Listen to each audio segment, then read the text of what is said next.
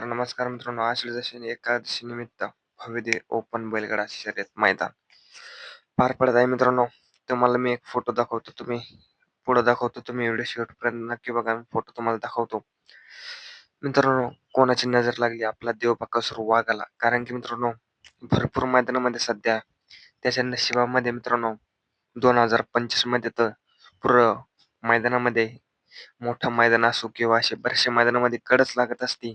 आणि आज 2026 मध्ये सुद्धा मित्रांनो, आपला देव बकासूर याच्या नशिबामध्ये कड आणि कड आहे.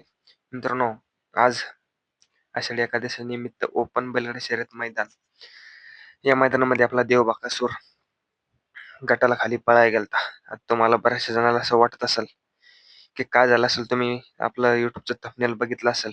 कारण की आपला देव बकासूर गट क्रमांक 20 मध्ये तास क्रमांक 1 वर धावण्यासाठी गेलता मित्रांनो. कारण की मित्रांनो, आज त्याचा पायरा सुद्धा टॉपचा पायरा होता मित्रांनो. तर मित्रांनो, तो सुद्धा नंदी अंधारातला होता. कारण की आपला देव बकासूर एकमेव नंदी आहे की सर्वसामान्याची नंदी उजेडात आणतो. आणि आज त्याचा पायरा होता शंभू. कारण की मित्रांनो, शंभू आणि बकासूर गट क्रमांक 20 मध्ये खाली सुट्टीला मित्रांनो गेलते पळण्यासाठी. आणि बऱ्याचशा जणांना असं वाटलं असेल का आज गटपात झाला का नाही. कारण की मित्रांनो, बरेचसे अखंड महाराष्ट्रामध्ये ज्या बैलाची सर्वात जास्त क्रेज आहे, असा महाराष्ट्राचा लाडका द्वादशम हिंद केसरी व रुस्तम हिंद केसरी बकासूर याला काय झालं मित्रांनो, गट क्रमांक 20 मध्ये पळायला गेलता.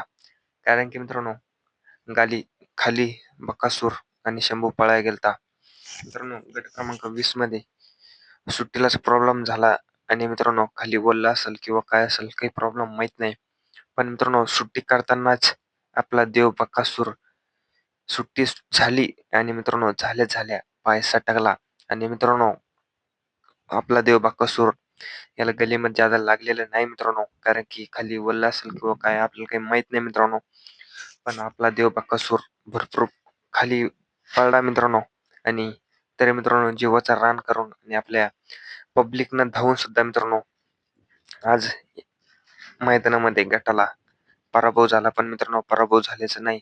कारण की भरपूर असा संघर्ष योद्धा म्हणून ज्याची ख्याती आहे मित्रांनो.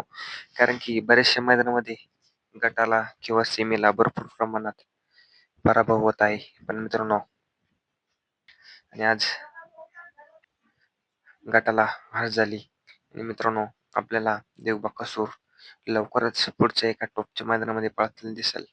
आणि मित्रांनो, आज सुट्टीला थोडा प्रॉब्लेम झाल्यामुळे आपला देव बकासूर आज गटाला पराभूत झालेला आहे. लवकरच आपल्या एका टॉपच्या पायऱ्यामध्ये आणि एका नामांकित मोठ्या मैदानामध्ये गुलाल करताना दिसेल. आणि लवकरच गुलालासाठी प्राप्त होईल.